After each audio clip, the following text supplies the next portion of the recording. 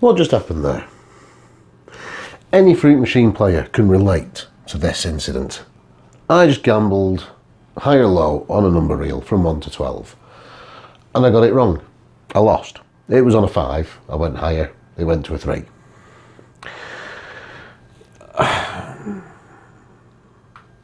You put it down to bad luck, you know, I mean, I could have won. If I'd gambled lower, I'd have won, surely. Or is that the case? Is that the case? Well, I'll tell you what. I shall tell thee a tale. Let me just, I shall tell thee a tale. And it's a tale that literally changed the face of fruit machines forever. That was good.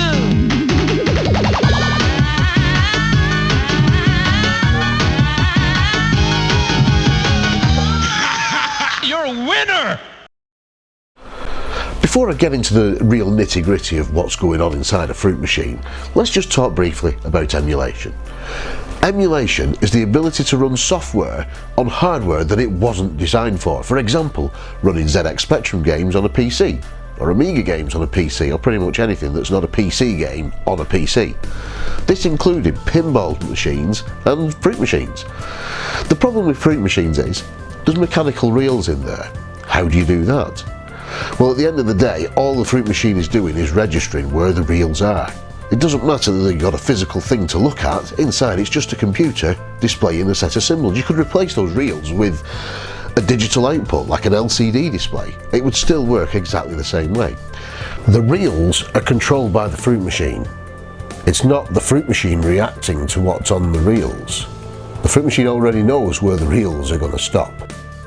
And that's what Chris rendered when he wrote MPU 3.4, the first fruit machine emulator. It emulated the inside of a fruit machine so accurately, even down to the battery backed up memory that was saved in a little RAM file.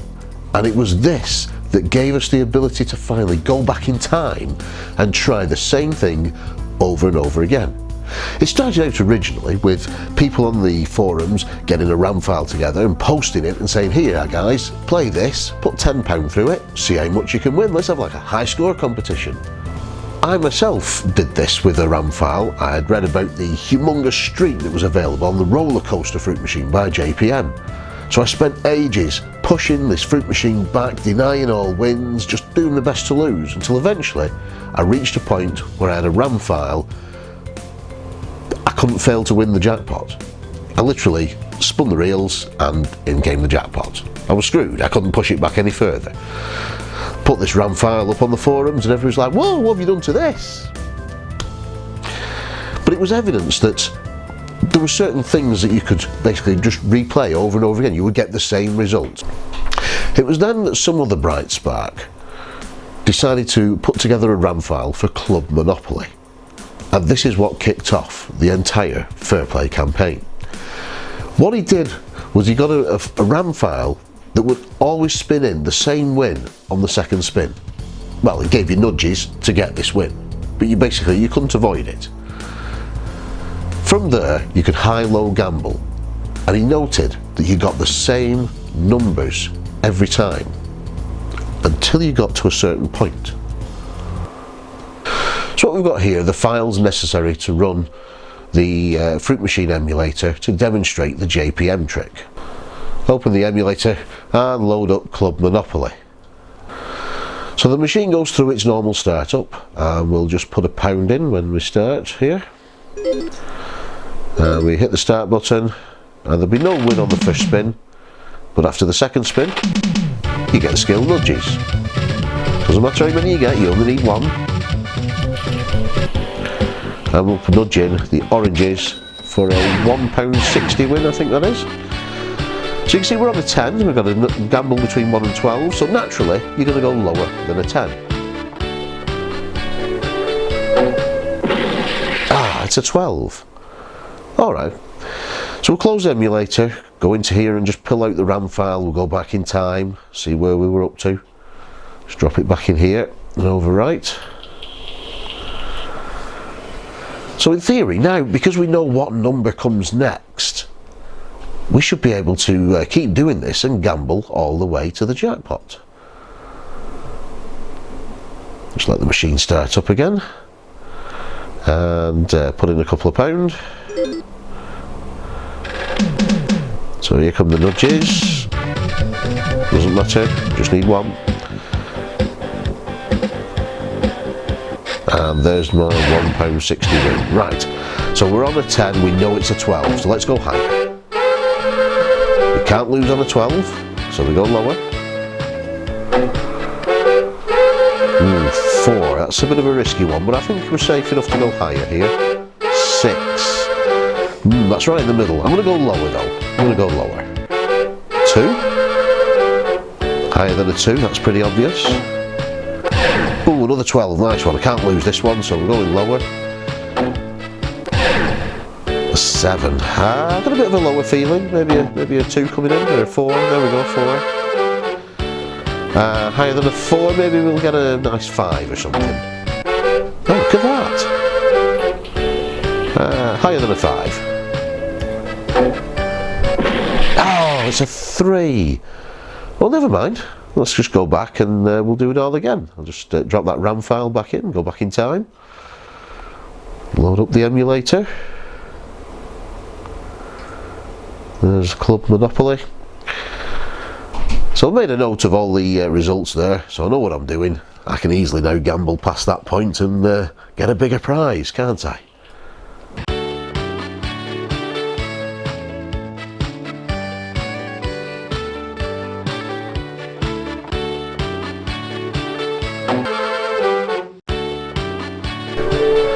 Okay, so we're almost there again. Higher than the 4 gets me the 5. So this time we know it's a 3. Let's go lower. And it's a 3. Oh, it's a 9. Oh dear. Once this evidence was presented on the forums, there was a bit of an outcry, and one voice in particular kicked up more fuss than most. One voice quite familiar to me actually.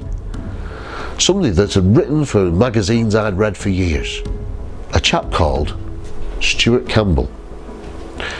Stuart Campbell was a video games journalist. In fact, back in the early 90s, I believe he was the champion ZX Spectrum games player of Great Britain.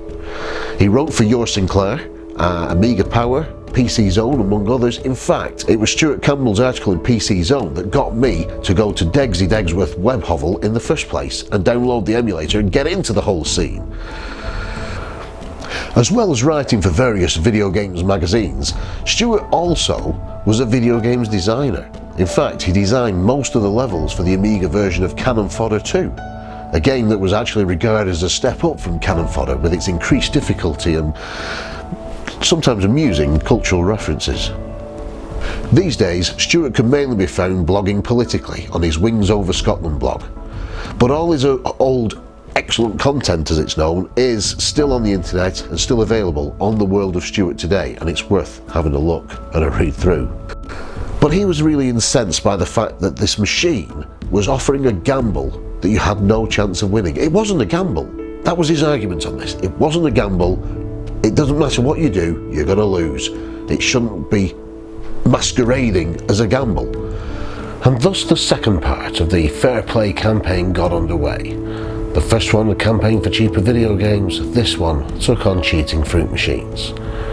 Stuart had put the site together, along with the proof, including the Club Monopoly trick that we'd already shown, and various other experiments and evidence that showed that the fruit machines really were dishonest. Some of the community agreed, some of them didn't. I think a lot of people had a bit of a personal judgment on Stuart due to incidents among the forums with previous layouts he'd released, where he'd come across a bit arrogant, and I had a bit of a run-in with him myself. But at the end of the day, his intentions were honourable. He was giving resources and layouts to the community for free, and in this instance he was actually trying to do something good for the players. Some people said, well, hold on, you're not running this on actual hardware, this is on an emulator, so it's not 100% accurate. You can't use that as evidence. One other point that was raised, and it was a good point, was how were the manufacturers going to feel about this? the likes of Barcrest and Empire, who we'd already had run-ins with over the years. Barcrest seemed to leave us alone as long as nobody was selling the ROMs and the emulator for profit. And Empire, well, they'd given their blessing for ROMs and graphics to be used until someone hacked their website and downloaded a load of ROMs we weren't entitled to. This was always going to be a bit of an issue. I think many members were scared that the community that they loved so much could potentially disappear at any time as a result. But then there was one more game that was found that had something hidden behind the scenes, something that was irrefutable proof that the machine was rigged and was giving you gambles that we had no chance of winning. That machine was Club Tropicana. Let's take a look. Okay, so Club Tropicana requires a slightly different version of the emulator. So we're loading up on 9.4 here. Now you see, this game here, it doesn't have one of those alpha displays like the previous game did. Instead, it's got 7 segment displays to show the bank and the number of plays you've got and so on. I'll apologise in advance for the sound on this game because it is a bit, it's a very old machine. It takes ages to start up as well, apparently. Okay, so I'm going to play with the back door open just for ease, just so I can nudge wins in, because sometimes it does take a while to get them in. So you see we've got a melons there for £1.60, and it's a high-low gamble between 1 and 12. Higher than a 2 seems obvious, higher than a 3. Yep, a 9. I'd go lower than that, I think. 6, oh, that's a tough number. You can understand me losing at this point, whichever way I go. But I won. Okay, lower than a 7 maybe. No. Alright, so again, to the player that looks normal, but if we just go into edit mode here and we'll add an alpha display, where are we? Up a bit, there we are. There we go. You see that the alpha display does actually work. So what we'll do, we'll just plonk it, should we plonk it over here? Yeah, that'll do. Okay, come out of edit mode and let's play again. We'll nudge a win in. There we go. And you see here on the display, it's come up with limit 4. Now, bear in mind this will be invisible to the player, but that suggests that you can't gamble to the 4th position on this ladder. And you're right, you know, I have no chance. I feel I had no chance of winning that gamble. Let's try again. Let's nudge in a bigger win this time. So there we're up to £3, limit 13. Okay, so it's going to let me gamble a lot higher this time. Let's just count up there. So I think that this is the 13th position here. £35, £25 even. So it should let me gamble some of the way, but it will not let me get to that particular number. Oh god, that's risky. Higher than a 6, an 8, lower, 4, higher than a 4, 9. So, well, we've got to go lower. Of course, I lost. So that's absolutely irrefutable evidence that that machine is saying, this gamble you will not win. It doesn't matter. It might look like a gamble, but it's not. It's absolutely unwinnable. The Fairplay campaign garnered significant media interest, from articles written in various Scottish newspapers, including The Guardian, to even reaching a British broadsheet like The Independent. The industry's own magazine Coinslot featured the campaign, as well as in Micromart. And probably most significantly, it even featured on the BBC News website. But still, BACTA and the UK Gaming Board remained tight-lipped. They wouldn't actually answer the claims. They wouldn't actually respond. They just said they were formulating the response and discussing it. The silence was almost deafening. There was no denial that this was going on, that the high-low gambles were rigged, that they weren't really gambles. Stuart was like a dog with a bone on this, and he would not let it go. Until eventually, in 2004, the campaign was featured on Carlton TV's Scam programme, broadcast on ITV. This brought the campaign to a potential audience of millions. Surely now they would have to respond. They would have to take note, as Stuart demonstrated the Monopoly trick in full and discussed various other facets of fruit machines that we all kind of knew were a little bit underhand. Mate, what? I'm not going to the pub with you again. So what was the end result of the Fairplay campaign? Did it actually make a difference? Did Bacta listen? Did they respond? In the end, thankfully, the answer is yes. They did formulate a response, and they did change the face of fruit machines, like I said earlier, forever. Bacta's response was from a chap called Cliff Young on the 31st of March 2004, and he states, "I'm responding in respect of the concerns about some AWP gaming machines raised by the Fairplay campaign. The board and Bacta have considered the issues raised by the Fairplay campaign and have only identified one area of potential concern. This is the existence of features on machines which offer the player a choice, such as gamble or choose high-low, in circumstances in which the player may have no chance of success if they decide to proceed. There is nothing in gaming legislation to prevent such features. These are amusement with prizes, AWP machines, with low maximum stakes and prizes, and thus they are not subject to the same stringent requirements as, for instance, casino games, where there are no limits on stakes and prizes. Nonetheless, the board and Bacta have agreed that, in the interest of transparency, where such features exist on a machine, the player should be made aware by means of a notice on the machine. In other cases, the board and Bacta have agreed limits on the amounts by which machines may reduce the probability of success. I hope this explains the position." What this meant was that on every single fruit machine produced in 2004 and onwards, there existed a sticker, a notice, near the coin slot. This sticker states quite clearly words to the effect of, "This game is compensated and may be influenced by previous play, and offer the player a choice where there is little chance of success." Amongst all the other stickers that normally feature on fruit machines regarding minimum payout percentage and malfunction voids game and so on, this was just confirmation. It was just like an advance warning that needed to be there, so that players knew that playing this machine could result in you being scammed, being offered a gamble that you couldn't win. It was an admission that this was going on, and it was just being overlooked for so long. Many people in the fruit machine emulation community laughed at Stuart and his sticker, but the reality is, it did change the face of fruit machines forever.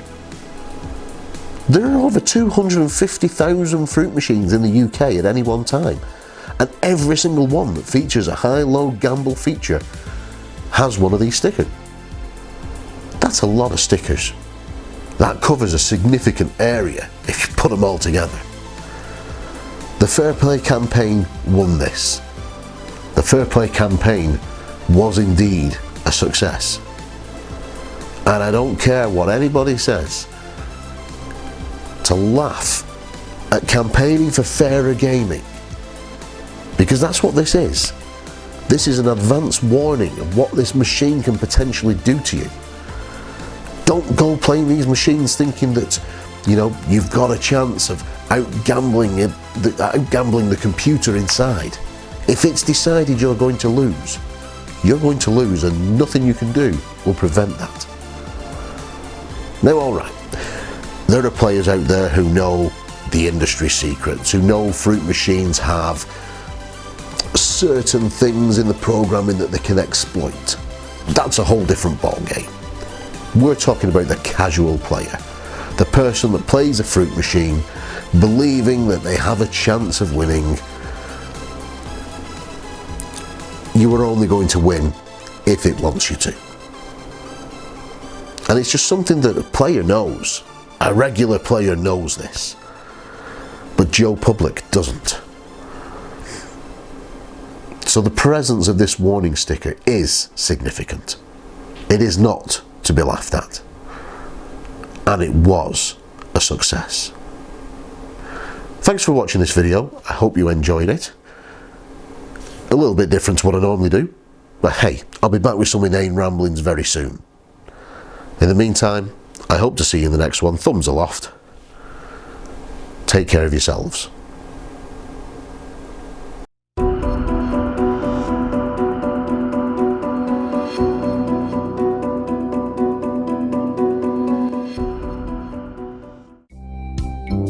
Hi folks, thanks for watching my video. You made it to the end, well done. If you like what you just saw, why don't you leave a like, leave a comment, subscribe, share my video, do all the above. But whatever you do, I hope to see you in the next one. Hasta la Fishsta.